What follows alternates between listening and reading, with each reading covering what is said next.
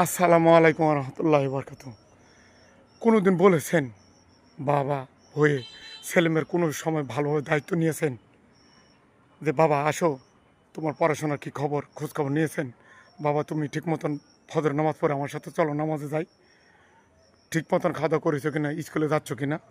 তাহলে দোষটা তো ছেলেমেয়ের না। আপনার বাবা হয়ে ছেলেমেয়েদের যেভাবে লালন পালন করে গড়ে তুলবেন, সেভাবেই ছেলেমেয়েরা গড়ে উঠবে। আপনার ছেলে একটা কোথায় যে কোথায় ভণ্ডামি করে আসতেছে, দুর্নাম করে আসতেছে, সেটা আপনি লাইভ দিচ্ছেন, আপনার খোঁজখবর নিচ্ছেন না, তাহলে আপনার ছেলে মেয়ে এইগুলো করে আশকারা পাবে না। আমার ভিডিও যদি ভালো লেগে থাকে তাহলে অবশ্যই আপনারা বেশি বেশি লাইক কমেন্ট শেয়ার দেবেন এবং সবাইকে দেখার সুযোগ করে দেবেন। দোষটা কার? আমার গার্জিয়ানের। গার্জিয়ানই এক নম্বর মূল ক্ষতির কারক। গার্জিয়ান যদি শক্ত হয়, ছেলেমেয়েরা এমনি ভালো হবে। গার্জিয়ানরা ছেলেমেয়েদের সাথে ভালো ব্যবহার করতে হবে, সব কিছু খেয়াল রাখতে হবে। আজকে আপনি কোটি টাকার মালিক হলেন, আপনার ছেলে নষ্ট হলে কী লাভ হলো?